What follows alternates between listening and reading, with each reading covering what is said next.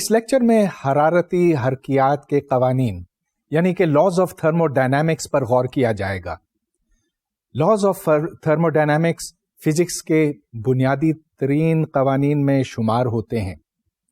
باوجود اس کے کہ ایٹمز اور مالیکیولز کی دریافت کو صرف 100 سال ہوا ہے، لیکن لاز آف تھرموڈائنامکس کی جو شکل آج سے 300 سال پہلے تھی سو آج بھی ہے. اور یہ اس بات کی دلیل ہے کہ ان میں جو سچائی ہے وہ اس قدر گہری ہے کہ جو بعد کی دریافت ہے ان کے ہوتے ہوئے ان میں کوئی تبدیلی نہیں آئی. اب یہ ایک بہت مزے کی بات ہے کہ ہم گرمی اور حرارت کو ایٹمز اور مالیکیولز کی حرکت سمجھتے ہیں، بے ترتیب رینڈم حرکت، اور جو ہم ساری سوچ رکھتے ہیں ان موضوعات کے اوپر ان کے پیچھے یہ تصویر ہے. مثال کے طور پر جیسا کہ ہم نے پچھلے لیکچر میں دیکھا تھا، جب آپ کسی سسٹم کے اوپر کسی جسم کے اوپر کام کرتے ہیں تو اس کا درجہ حرارت بڑھتا ہے کیونکہ اس کے اندر جو ایٹمز اور مالیکیولز ہیں وہ بے ترتیبی کے ساتھ زیادہ تیزی سے حرکت کرتے ہیں. لیکن جس وقت لاز آف تھرموڈائنامکس وجود میں آئے یا جب وہ بنائے گئے تو اس وقت یہ ہمیں نہیں پتا تھا، ان کے موجدوں کو یہ نہیں پتا تھا کہ میٹر کے اندر یہ چھوٹے ایٹمز اور مالیکیولز ہوتے ہیں، لیکن پھر بھی ایک صحیح نتیجے پر وہ پہنچ سکے. تو آج کے اس لیکچر میں سب سے پہلے ہمیں اسٹیٹ ویریبلز کی بات کرنی ہوگی. مثلا پریشر، والیوم اور ٹیمپریچر. تو فرض کیجئے کہ ایک گیس ہے، اس کے اندر n ایٹمز یا مالیکیولز ہیں، اس کا کچھ حجم ہے، اس کو ہم V کہیں گے.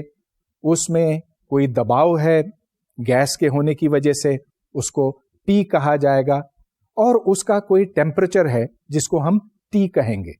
تو P، V اور T تھرموڈائنامک ویریبلز کہلاتے ہیں. اب یہ انڈیپینڈنٹ ویریبلز نہیں ہیں.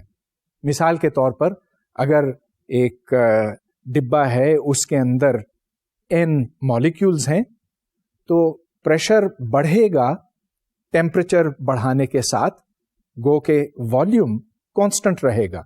تو یہاں پر P is proportional to T، یہ بوائلز لا کہلاتا ہے. یا اگر آپ کسی جسم کو مستقل دباؤ پر رکھیں، گویا کہ اگر P کانسٹنٹ رہے تو پھر اس ڈبے یا اس والیوم کا سائز بڑھتا جائے گا proportional to T. So V is proportional to T، اس کو چارلز لا کہا جاتا ہے وغیرہ. اگر ہم ان تینوں کنڈیشنز کو مد نظر رکھیں تو ایک ریلیشن ان کا بنتا ہے جو ایکویژن آف اسٹیٹ کہلاتا ہے. تو pressure is a function of volume and temperature, یا ہم والیوم کو لکھ سکتے ہیں as a function of pressure and temperature. یا اگر ہم ٹیمپریچر کو ڈیپینڈنٹ ویریبل سمجھیں تو temperature is a function of pressure and volume.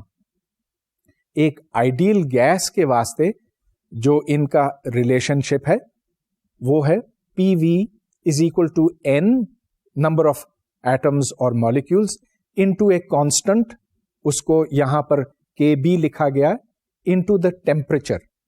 اور یہاں پر یہ یاد رہے کہ ٹیمپریچر کا مطلب ہے ایبسولوٹ ٹیمپریچر، وہ ٹیمپریچر جو کیلون اسکیل میں میجر کیا جاتا ہے. آپ کو پچھلے لیکچر سے یہ یاد ہوگا کہ کیلون اسکیل اور سینٹی گریڈ اسکیل میں ایک تعلق ہے. جو کیلون اسکیل ہے وہ سینٹی گریڈ سے حاصل ہو سکتا ہے، اس میں 273.15 کا اضافہ کر کے. جو ریلیشن اس طرح سے بنتا ہے پریشر، والیوم اور ٹیمپریچر کے مابین، وہ ایکویژن آف اسٹیٹ کہلاتا ہے. اور جیسا کہ میں نے آپ کو بتایا آئیڈیل گیس کے واسطے پی V is equal to N K T. اب آئیڈیل گیس کیا ہوتی ہے؟ آئیڈیل گیس میں ایٹمز یا مالیکیولز ہیں جو اتنے دور ہیں ایک دوسرے سے کہ ان کا ٹکرانا بہت امپروبیبل ہے. مطلب یہ کہ زیادہ وقت ان کا آزاد حرکت میں گزرتا ہے. ہاں وہ دیواروں کے ساتھ جا کر ٹکراتے ہیں لیکن ایک دوسرے کے ساتھ ان کا ٹکراؤ شاذ و نادر ہی ہوتا ہے. تو اس کو آئیڈیل گیس کہتے ہیں اور اس لیکچر کے دوران ہم یہ دیکھیں گے کہ اس طرح کا ریلیشن کیسے بنتا ہے. اس سے پہلے کہ میں لاز آف تھرمو ڈائنامکس آپ کے سامنے رکھوں، ہمیں یہ یاد کرنے کی ضرورت ہے کہ داخلی توانائی یا انٹرنل انرجی کیا چیز ہوتی ہے. تو پچھلے لیکچر میں نے آپ کو بتایا تھا کہ اگر کوئی سا بھی جسم ہو، اس کے اندر ایٹمز مالیکیولز ہیں، وہ حرکت کرتے ہیں. اس کے اندر اگر آپ average kinetic energy of motion لیں تو وہ کائنیٹک انرجی ٹیمپریچر پر ڈپینڈ کرتی ہے. یہ ٹیمپریچر جتنا زیادہ ہوگا اسی حساب سے یہ انرجی زیادہ ہوگی اور یہ داخلی انرجی یا انٹرنل انرجی کہلاتی ہے. اب first law of thermo dynamics کا یہ کہنا ہے کہ جب ہم کسی جسم کے اوپر کام کرتے ہیں اور اس کو گرمی پہنچاتے ہیں، یہ دو علیحدہ چیزیں ہیں، کام کرنا اور گرمی پہنچانا، تو اس کے نتیجے میں اس سسٹم کی داخلی انرجی یعنی کہ انٹرنل انرجی میں اضافہ ہوتا ہے. اور اس کی میتھمیٹیکل شکل یہ بنتی ہے کہ اگر ہم ڈیلٹا کیو ہیٹ پہنچائیں اور اس کے اوپر کام ڈیلٹا ڈبلیو کریں تو جو اضافہ ہوتا ہے اس سسٹم کی انٹرنل انرجی میں ڈیلٹا ای، اس کی مقدار بنتی ہے delta E is equal to delta Q plus delta W. اب اس میں کوئی تعجب کی بات نہیں کیونکہ جو میں نے ابھی آپ کو بتایا وہ تو محض کنزرویشن آف انرجی ہے.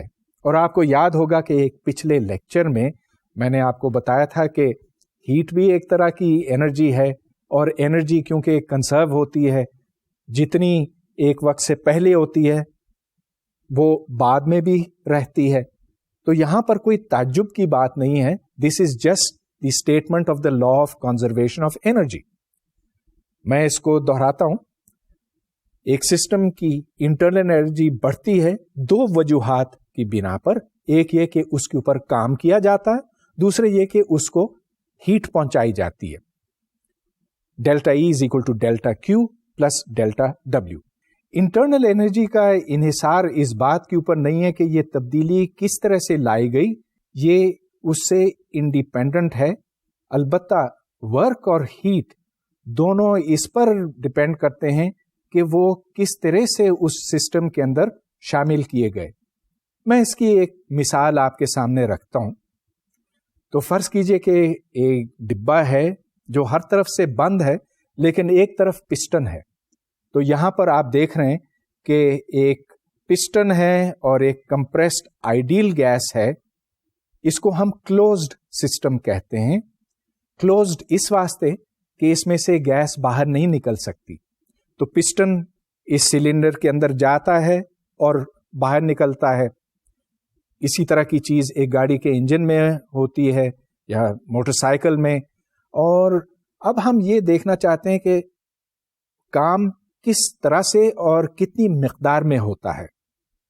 اگر ہم باہر کے دباؤ کو پی ایکسٹرنل کہیں تو جب یہ گیس پھیلتی ہے تو work done by the gas on the piston, اس کو اگر ہم ڈی ڈبلیو کہیں تو D W is equal to minus P external into D V. اس کی میں وضاحت کرنا چاہوں گا.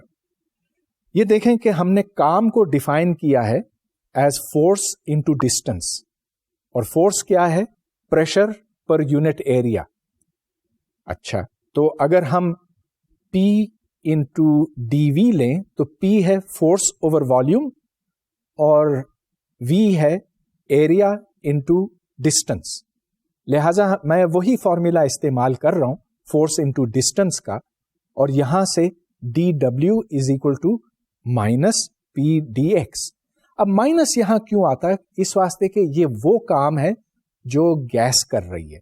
سو the work which is done by the gas on the piston is dW equals minus P external into dV. ادھر آپ یہ دیکھ رہے ہیں کہ دو فورسز ہیں یا دو پریشرز ہیں، P external اور P internal. اگر یہ دونوں برابر ہوں تو پھر یہ پسٹن نہ آگے جائے گا نہ پیچھے جائے گا.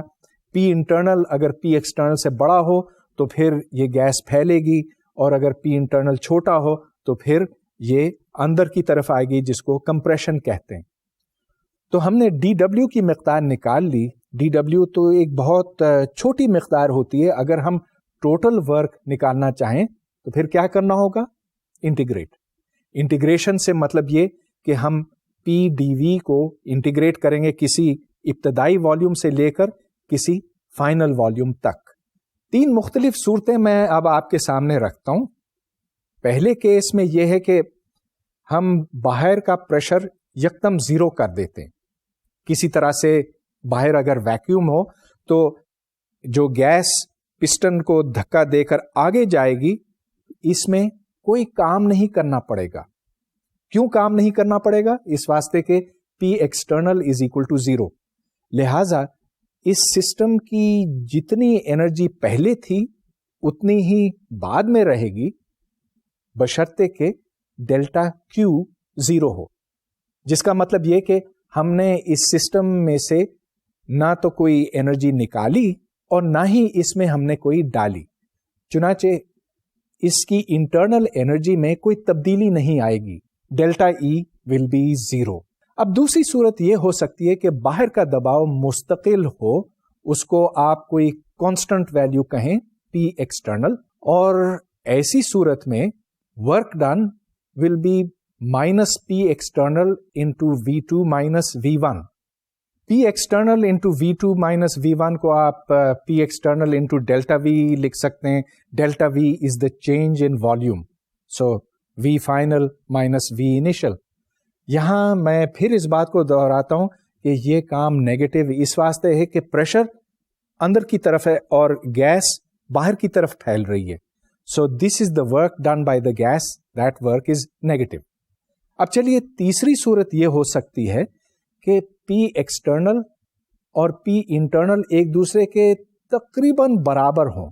خیر اگر یہ بالکل ایک دوسرے کے برابر ہوں گے تو یہ پسٹن نہ آگے جائے گا نہ پیچھے آئے گا، اس واسطے یہ 100% درست نہیں ہو سکتا، لیکن یہ فرض کیجئے کہ یہ ایک دوسرے کے تقریباً برابر ہیں۔ ایسی صورت میں جو کام ہوگا اس میں ہم پی ایکسٹرنل کو پی انٹرنل کے برابر رکھیں گے، اور یہاں پر P V equals N K T کے استعمال سے ورک کیلکولیٹ کرتے ہیں as the integral from V1 to V2 of minus N K T divided by وی۔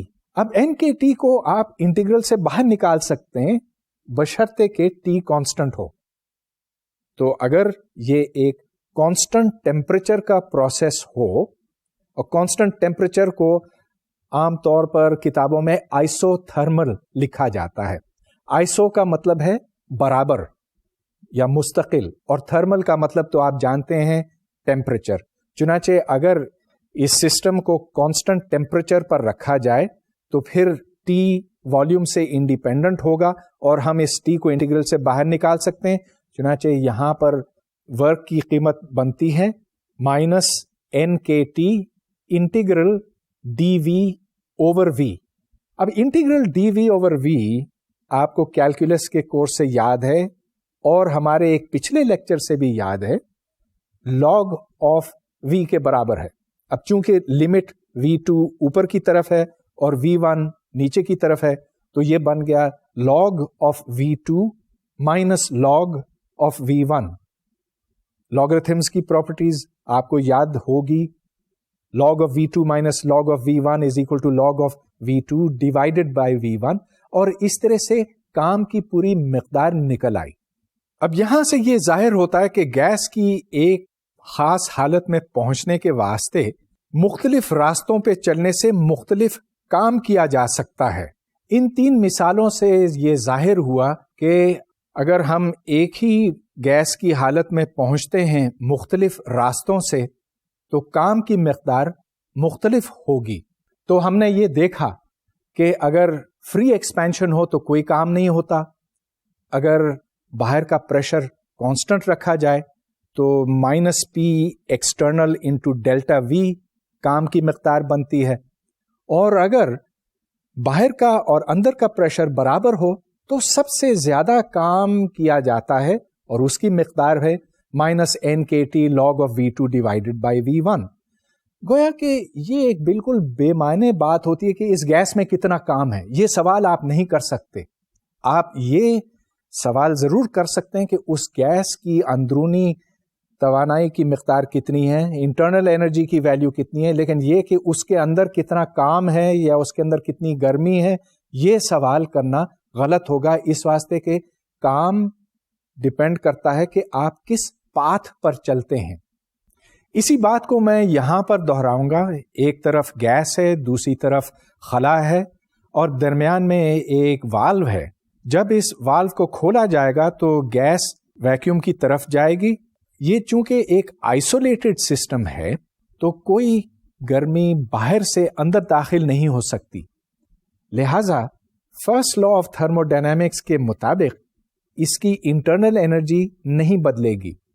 اور یہ دیکھیں کہ delta E is equal to delta Q plus delta W. Delta Q zero ہے کیونکہ یہ آئسولیٹڈ سسٹم ہے, باہر سے کوئی انرجی کوئی گرمی اس کو نہیں مل رہی ہے. اور ڈیلٹا ڈبلیو زیرو ہے. پہلے بھی میں نے اس کا ذکر کیا کہ اگر فری ایکسپینشن ہو تو پھر پریشر زیرو ہوتا ہے, گویا کہ ورک ڈن بھی زیرو ہے, ڈیلٹا ڈبلیو از زیرو, تو delta E which is the change in energy zero ہوگا. تو اگر شروع میں انرجی کی مقدار تھی 3/2n into k into T, تو بعد میں بھی 3/2n into k into T ہوگی. یہ جاننے کے لیے کہ ایک گیس کے پھیلنے میں کتنا کام ہوتا ہے, اس کے لیے پی وی ڈائیگرامز بہت یوزفل ہیں. پی وی ڈائیگرام سے مطلب پریشر ورسز والیوم ڈائیگرام. تو ایک ایکسس پر والیوم ہے, دوسرے پر پریشر ہے, اور اس پر ہم یہ دیکھ سکتے ہیں کہ مختلف حالات میں اگر والیوم بدلا جائے تو پریشر اس کے ساتھ ساتھ کس طرح تبدیل ہوتا ہے, یا اگر پریشر تبدیل کیا جاتا ہے تو والیوم کس طرح سے بدلتا ہے وغیرہ. تو ایک پی وی ڈائیگرام میں جو ایریا اس کرو کے نیچے ہے وہ بتاتا ہے کہ کتنا کام ہوتا ہے. یاد رہے کہ D W that is to say the work done is force into distance, اور فورس کو آپ ایریا سے ڈیوائڈ کریں اور ڈسٹینس کو آپ اے سے ایریا سے ملٹیپلائی کریں تو ادھر والیوم آ جائے گا, ادھر پریشر انٹو والیوم, یہ پھر کام کی مقدار بنتی ہے. تو چلیے یہاں پر ہم یہ دیکھتے ہیں کہ W is equal to integral P dV which is the area under the P versus V curve.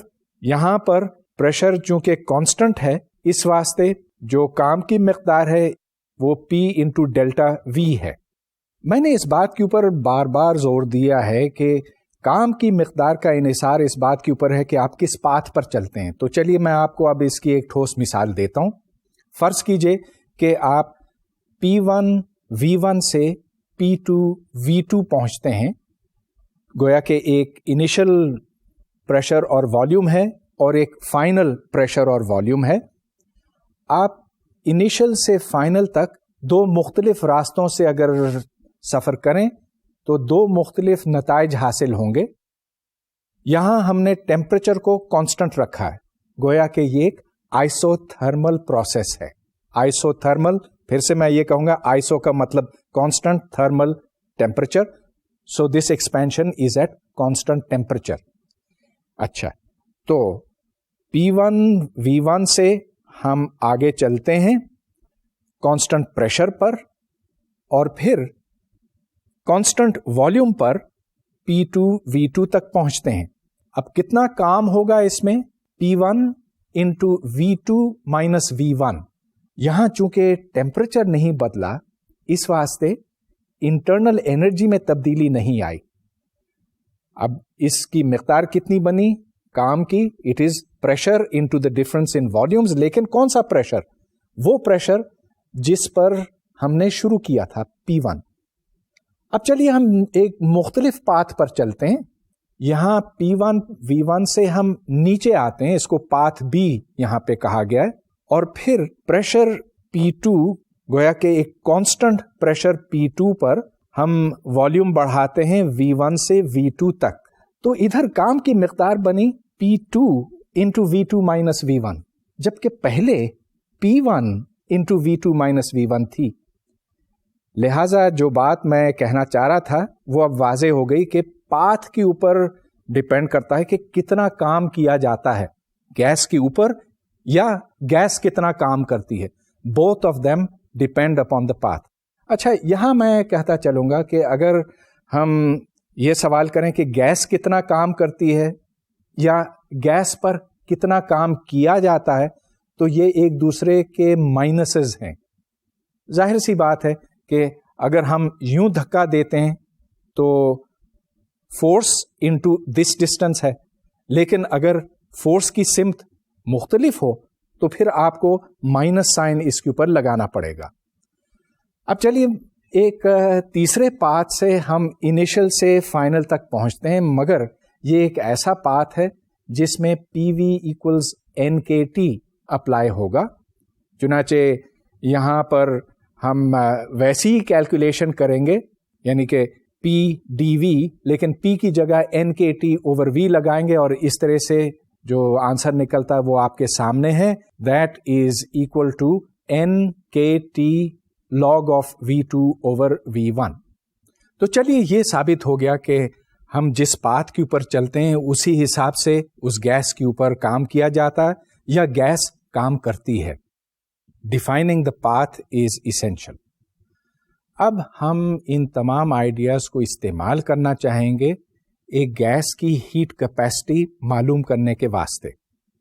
मैंने आपको पिछले लेक्चर में बताया था कि हीट कैपेसिटी क्या होती है। ये गर्मी जज्ब करने की सलाहियत है और इसका इन्हिसार इस बात के ऊपर है कि उस सिस्टम के अंदर कितने एटम्स और मॉलिक्यूल्स हैं और उनके दरमियान इंटरैक्शन किस किस्म का है और ये किस तरह से हरकत करते हैं। हम एक आइडियल गैस के वास्ते हीट कैपेसिटी कैलकुलेट करना चाहते हैं और यहाँ दो मुख्तलिफ सूरतें हो सकती हैं। एक ये कि आप किसी बंद डिब्बे में गैस को रखें और उसको फैलने ना दें, तो इसको CV यानी कि the heat capacity at constant volume कहते हैं। हम CV इस वक्त कैलकुलेट करेंगे। इस पर हम फर्स्ट लॉ ऑफ थर्मोडायनेमिक्स का इतलाक करेंगे और याद रहे कि फर्स्ट लॉ ऑफ थर्मोडायनेमिक्स का कहना है कि delta E change in internal energy is equal to the heat added, जिसको डेल्टा Q कहा जाता है, प्लस द वर्क डन। अब अगर कांस्टेंट वॉल्यूम हो तो आपको पता है कि काम जीरो होगा। क्यों जीरो होगा? इस वास्ते कि delta W is equal to P dV, और dV चूंकि जीरो है, वो डब्बा ना फैल रहा है ना सुकड़ रहा है, इस वास्ते डेल्टा W जीरो है। तो delta E is equal to delta Q। Specific heat को हम डिफाइन करते हैं as the amount of heat that is absorb per unit increase in temperature, गोया के delta Q divided by T। तो यहां से QV is equal to delta E plus W which is equal to delta E, क्योंकि W zero है, लिहाजा delta E की मिकदार बनती है specific heat at constant volume CV into delta T। और चूंकि हम डेल्टा T को बहुत छोटा रख सकते हैं, मतलब ये कि गैस को अगर आप थोड़ा सा गर्म करें और ये देखें कि उसकी इंटरनल एनर्जी में जो थोड़ा सा इजाफा होता है वो कितना है, तो वहां से फिर CV की मिकदार निकल आती है। CV is equal to DE by DT। अब चूंकि E is equal to 3/2 NKT, इस वास्ते हम specific heat at constant volume मालूम कर चुके हैं। That will be 3/2 N into K, और यहाँ K बोल्ट्जमैन है जो एक कांस्टेंट है, मैंने इसका पहले भी जिक्र किया। अब फर्स्ट लॉ ऑफ थर्मोडायनामिक्स को इस्तेमाल करते हुए मैं CP कैलकुलेट करना चाहूंगा, और CP का मतलब है specific heat at constant pressure. ये दूसरी स्पेसिफिक हीट है जो एक गैस से मुताल्लिक है। अब CP का मतलब क्या? आपने किसी डिब्बे में गैस रखी है और उस गैस को अब गर्म करते हैं, मगर ये डब्बा अब फैल सकता है, या ये समझें कि इसके आगे पिस्टन लगा हुआ है और ये पिस्टन आगे जा सकता है, और जब ये पिस्टन आगे बढ़ेगा तो ये काम करेगा। کتنا کام کرے گا؟ فورس انٹو ڈسٹینس یا P into dV. dV is the change in volume. یہاں پر اب ہم first law of thermo dynamics کا اطلاق کریں گے. تو یہ دیکھیں کہ QP which is the heat absorbed by the gas is equal to delta E plus W. W is the work done by the gas. وہ ہے P into delta V. چنانچہ QP is equal to delta E plus P delta V. اب CP کو ہم define کرتے ہیں as the heat absorbed QP divided by delta T. یہ بالکل ویسی ڈیفینیشن ہے جیسے ہم نے CV کے لیے استعمال کی تھی. بس فرق یہ ہے کہ اب بجائے والیوم کو کانسٹنٹ رکھنے کے ہم پریشر کو کانسٹنٹ رکھتے ہیں, جس کا مطلب یہ ہے کہ یہ سسٹم اب باہر کے پسٹن پہ, باہر ایکسٹرنل سسٹم کے اوپر کوئی کام کرتا ہے. First law of thermo dynamics کا اگر اس کے اوپر اطلاق کیا جائے تو پھر CP into delta T is equal to delta E plus the work done جو PdV ہے. اور جیسے جیسے ڈیلٹا T کو ہم چھوٹا کرتے چلے جائیں گے ویسے ویسے یہ ایک ڈفرینشیل ریلیشن بنے گا. یہاں آپ یہ دیکھ رہے ہیں کہ CP into DT is equal to DE plus PdV. پھر ادھر DE کی جگہ پر ہم CV انٹو DT لگائیں گے, اس واسطے کہ اتنا چینج ہے انٹرنل انرجی میں DT کے پروپورشنل اور وہ CV سے ملٹیپلائی ہوگا. اب اس کے نتیجے میں CP DT is equal to CV DT plus PdV. یہاں پر پھر آپ PV ایکولز NKT استعمال کریں تو پھر CP into DT is equal to CV DT plus NK DT. یہاں سے پھر ایک ریلیشن نکلتا ہے کہ CP is equal to CV plus NK, number of particles in the gas multiplied by Boltzmann's constant. اور اب بڑی دلچسپ بات بنی کہ CP CV سے بڑا ہوگا اور جو فرق ہے وہ ہم نے کیلکولیٹ کر لیا. تو فائنل ریزلٹ اس کا یہ نکلتا ہے کہ CP is equal to 5/2 N into K. یہ ہم نے ایک آئیڈیل گیس کے واسطے کیلکولیٹ کیا. اب آئیڈیل گیس میں جیسا کہ میں نے پہلے بھی آپ کو بتایا سارے ایٹمز اور مالیکیولز بکھرے ہوئے ہیں, وہ کبھی ایک دوسرے کے ساتھ ٹکراتے نہیں ہیں. مگر آئیڈیل گیس کمپلیکیٹڈ بھی ہو سکتی ہے. مثال کے طور پر اگر کوئی پانی کا مالیکیول ہے یا کاربن ڈائی آکسائڈ کا مالیکیول ہے یا H2 مالیکیول بھی ہو تو وہ گھوم سکتا ہے. ایک مالیکیول کو اگر آپ دیکھیں تو وہ نہ صرف یوں حرکت کر سکتا ہے اور یوں لیکن وہ گھوم بھی سکتا ہے, اور جب وہ گھومتا ہے تو اس کی انرجی میں اضافہ ہوتا. لہذا جب آپ کسی گیس میں انرجی ڈالتے ہیں تو دو طرح سے فرق آ سکتا ہے. ایک یہ کہ جو ایٹمز اور مالیکیولز ہیں وہ زیادہ تیزی سے دوڑنے لگتے ہیں, دوسرے یہ کہ وہ زیادہ تیزی سے یا کم تیزی سے گھوم سکتے ہیں. تو یہ دونوں باتیں اگر ہم شامل کریں تو پھر ہمیں پتہ چلتا ہے کہ جو اسپیسیفک ہیٹ ہے ہمیں اس میں کائنیٹک کے علاوہ روٹیشنل بھی شامل کرنا چاہیے.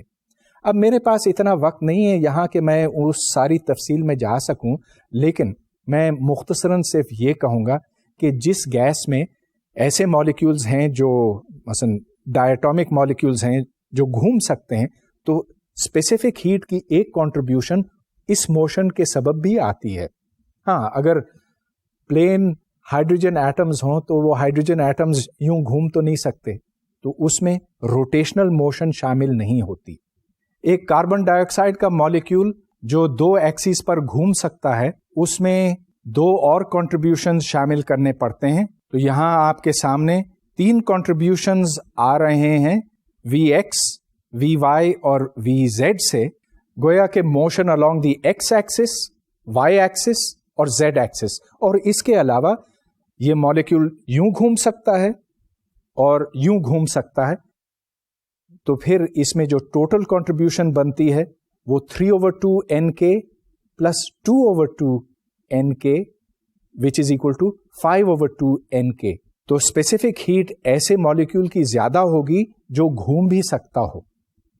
ابھی تک میں نے جو گیسز کی ایکسپینشن کی بات کی ہے اس میں میں نے آئسو تھرمل پروسیس پر زور دیا اور پھر کانسٹنٹ پریشر پر زور دیا، لیکن ایک تیسرا پاسبل ایکسپینشن بھی ہے جس کو ایڈیابیٹک کہتے ہیں.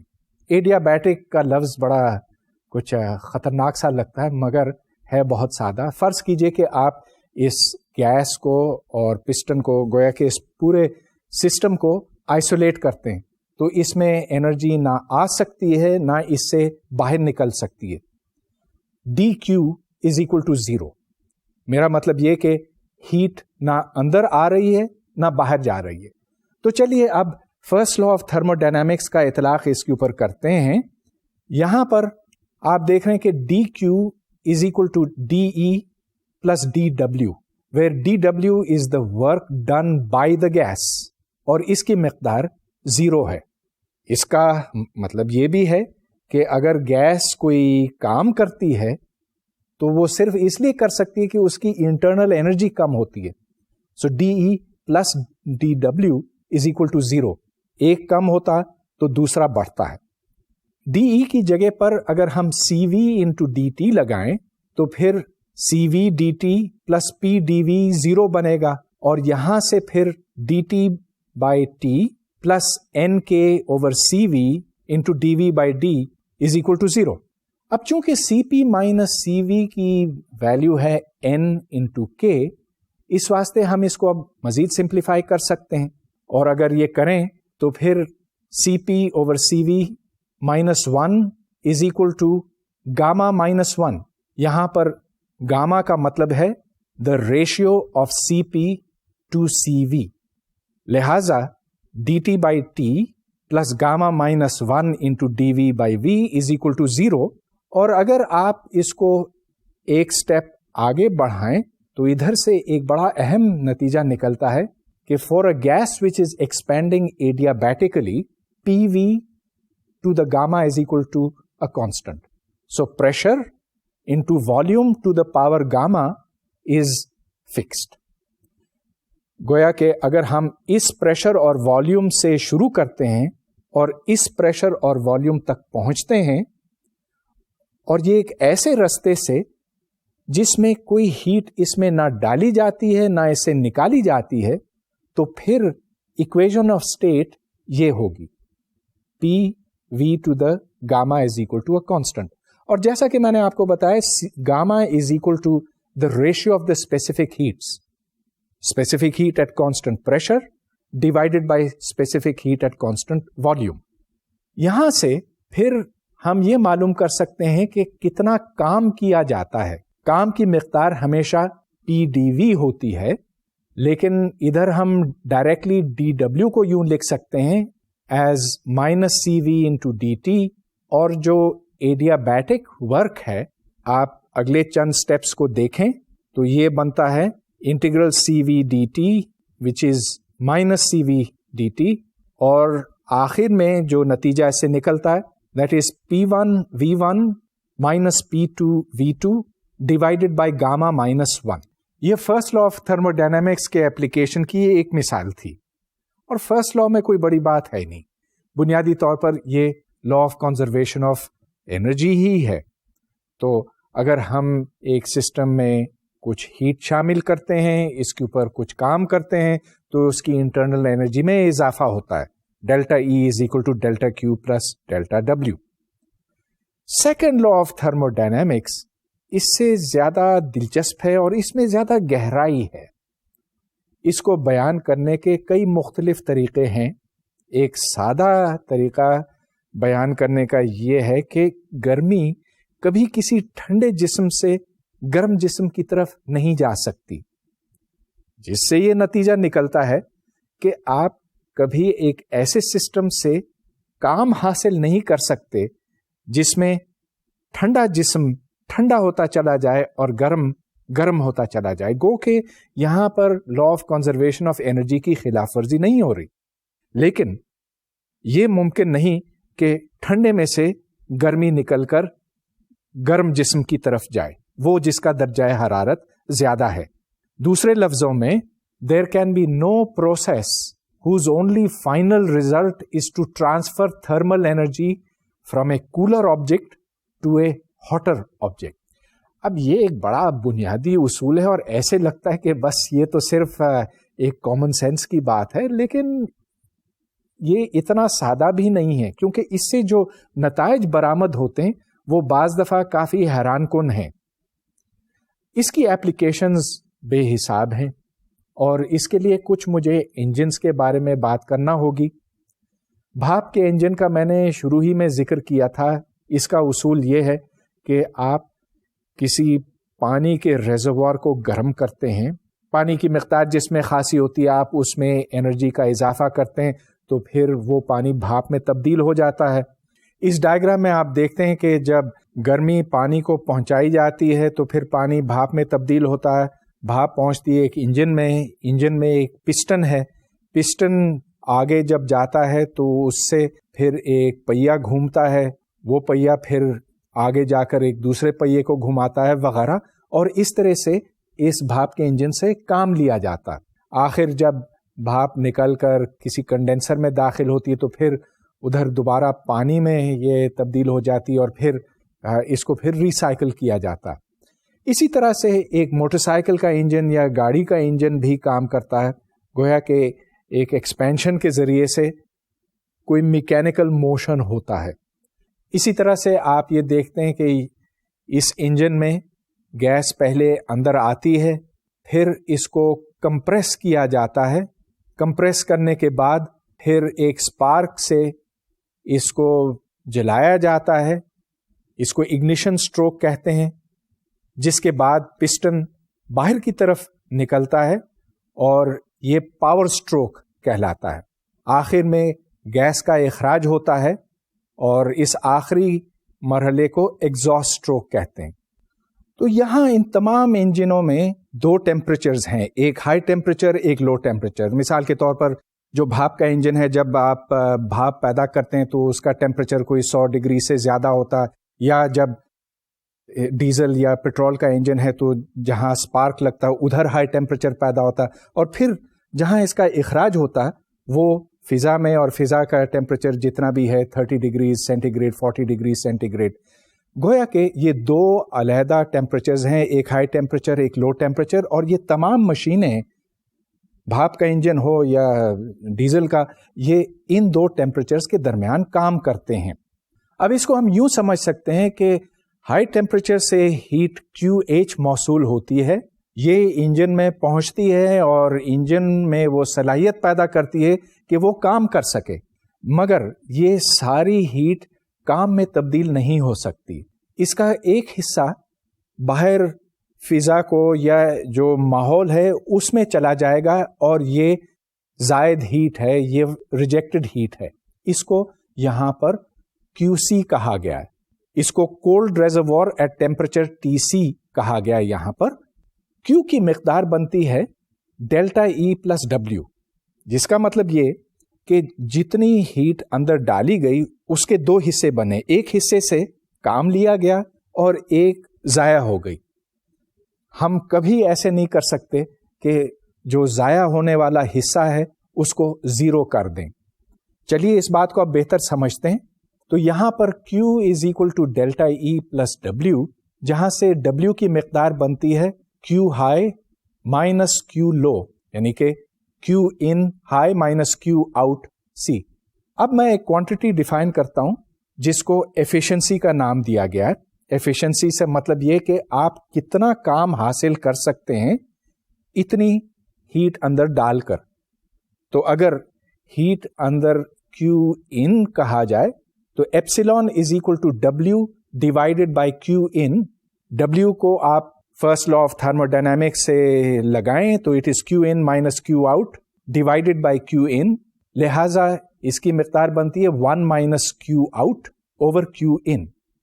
کتنی ہیٹ ضائع ہوتی ہے اس کا انحصار اس بات کے اوپر ہے کہ نچلا ٹیمپریچر کیا ہے، اور کتنی ہیٹ ایبزارب ہوتی ہے اس کا انحصار ہے کہ ہائر ٹیمپریچر کتنا ہے. چنانچہ یہاں پر اگر ہم Q in proportional to T in لکھیں اور Q out proportional to T out لکھیں تو پھر ایفیشنسی کی مقدار بنتی ہے 1 minus T out over T in. گویا کہ ایفیشنسی کے لیے ہم نے ایک فارمولا ڈیرائیو کیا ہے اور میں یہ دہراتا ہوں, it is 1 minus the temperature of the lower reservoir divided by temperature of the upper reservoir.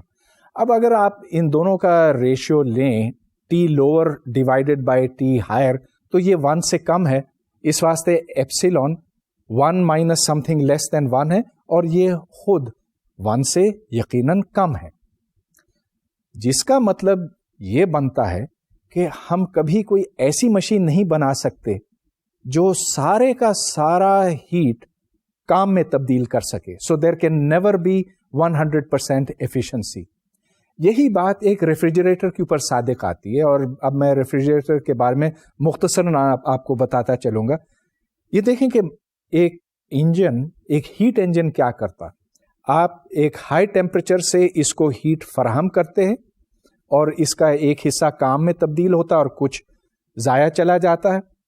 لیکن ریفریجریٹر میں کام الٹا ہے. ریفریجریٹر کا کام یہ ہے کہ ایک ہائی ٹیمپریچر سے لو ٹیمپریچر تک لے جایا جائے.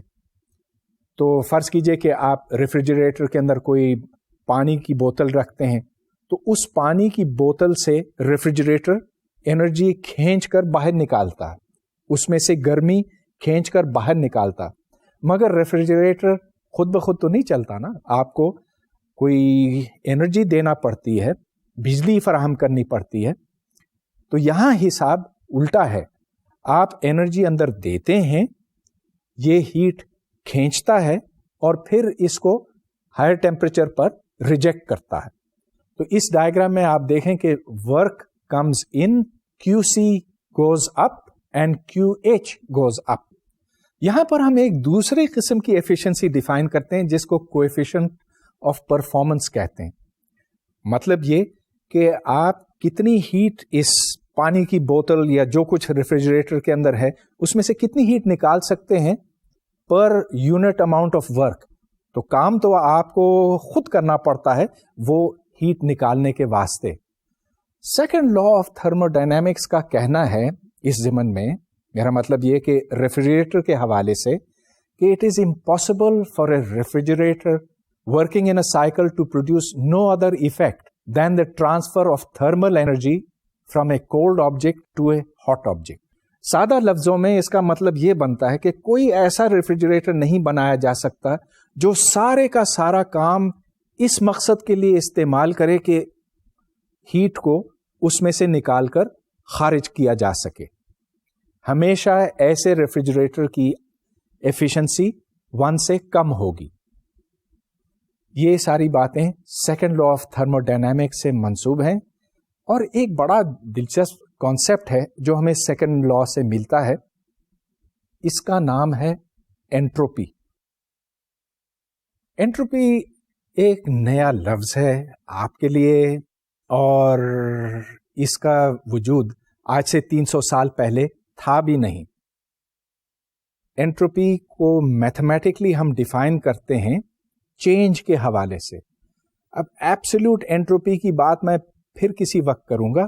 ابھی میں انٹروپی کو یوں ڈیفائن کروں گا کہ فرض کیجئے کہ آپ کسی جسم میں ڈیلٹا کیو ہیٹ ڈالتے ہیں, ہیٹ کا اضافہ کرتے ہیں, اور اس وقت اس سسٹم کا, اس جسم کا ٹیمپریچر ٹی تھا, تو اس میں اضافہ ہوگا انٹروپی کا ڈی ایس, اور ڈی ایس کی مقدار ہے D Q divided by T. اس کو میں ایک بار پھر دہراتا ہوں. D S which is the increase in entropy is equal to the amount of heat put in D Q divided by the temperature of the system. D S کو ہم کیلکولیٹ کر سکتے ہیں مختلف سسٹمز کے واسطے, اور سب سے آسان تو آئیڈیل گیس ہے جس کی equation of state P V equals N K T ہے. اچھا, تو چلیے اس ڈیفینیشن کو لیتے ہوئے ہم یہ جاننا چاہیں گے کہ جب ہم تھوڑی سی ہیٹ ڈالتے ہیں اس سسٹم میں تو انٹروپی میں کتنا اضافہ ہوتا ہے. گویا کہ ڈی ایس کتنا ہے, اور پھر اس سے ہم آگے انٹیگریٹ کر کے معلوم کریں گے کہ ایس کتنا ہے. یہاں پر D Q is equal to D E plus D W, اور ڈی ڈبلیو وہ کام ہے جو گیس کرتی ہے. تو this is equal to D E plus P D V. اب یاد رہے کہ P V is equal to N K T, چنانچہ پی کی جگہ پر N K T divided by V اگر ڈالا جائے تو پھر D S is equal to D Q by T which is equal to C V D T by T plus N K into D V by V. یہاں سے D S کی قیمت نکل آئی، مگر یہ یاد رہے کہ ہم نے ایک فکس ٹیمپریچر کے اوپر ہیٹ ڈی کیو اندر ڈالی تھی، مگر جیسے آپ اس کے اندر ہیٹ ڈالتے ہیں تو پھر اس کا ٹیمپریچر بڑھتا ہے. چنانچہ اگر ہم یہ جاننا چاہیں کہ ٹوٹل انکریز ان اینٹروپی کتنی ہوتی ہے جب ہم ایک ٹیمپریچر سے دوسرے ٹیمپریچر تک جاتے ہیں، تو پھر ہمیں انٹیگریشن کرنا ہوگی. اس انٹیگریشن میں آپ ٹی پر انٹیگریٹ کریں گے فرام دی انیشل ٹیمپریچر جس کو T1 کہا جائے یہاں پر اپ ٹل دا فائنل ٹیمپریچر، اس کو ہم T2 کہیں گے. چنانچہ delta S is equal to integral T1 to T2 D Q divided by T, اور یہاں سے یہ C V into log of T2 by T1 plus N K into log of V2 by V1 کے برابر ہوتا. چلیے یہ تو ایک میتھمیٹیکل ریزلٹ نکل آیا، اچھی بات ہے، اور اسی طرح سے ہم آگے بڑھ سکتے ہیں. لیکن ایک سوال ضرور اٹھتا ہے کہ یہ انٹروپی ہے کیا چیز؟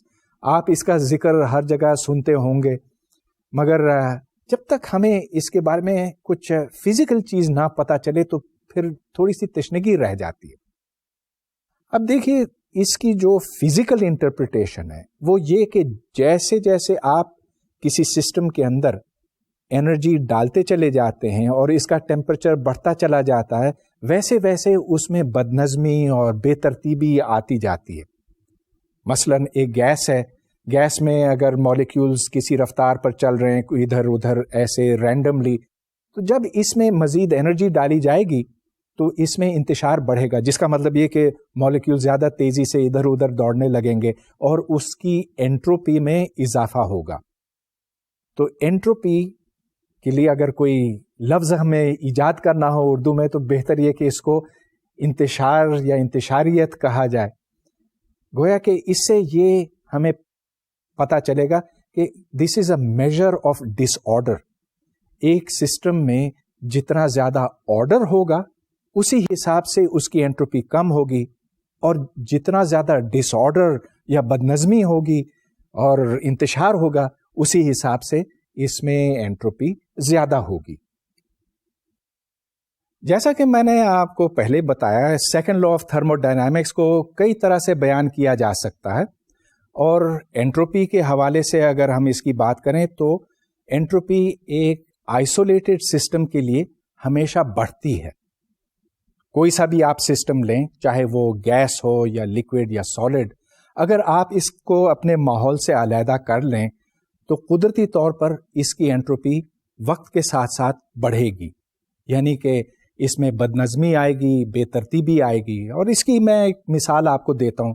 فرض کیجئے کہ جتنے ایٹمز اور مالیکیولز اس کمرے میں بکھرے ہوئے ہیں ان کو میں اکٹھے کرتا ہوں اور یہاں پر لاتا ہوں، ایک چھوٹے ڈبے میں بند کرتا ہوں. اچھا، اس طرح سے اس میں انٹروپی کم ہوگی. کم کیوں؟ اس لیے کہ پھیلاؤ اور بے ترتیبی کم ہے، یہ قدرے زیادہ آرگنائزڈ اور آرڈرڈ ہے. اب فرض کیجئے کہ میں اس ڈبے کو کھول دیتا ہوں تو اس میں سے ایٹمز اور مالیکیولز یوں دوڑتے ہوئے باہر نکلیں گے اور پھر سارے کمرے میں بکھر جائیں گے، انٹروپی بڑھ جائے گی. تو اس طرح سے ہمیں پتہ چلتا ہے کہ وقت بھی آگے بڑھ رہا ہے. کبھی ہم نے یہ نہیں دیکھا کہ اس کمرے میں جتنے ایٹمز اور مالیکیولز ہیں وہ خود بخود آ کر کسی ایک جگہ پر جمع ہو جائیں. اس طرح سے انٹروپی کم ہو جاتی ہے. چنانچہ وقت کا بہاؤ اور انٹروپی کا بڑھنا وہ ایک دوسرے کے ساتھ منسلک ہیں. انٹروپی کے بارے میں آپ سے پھر اگلی دفعہ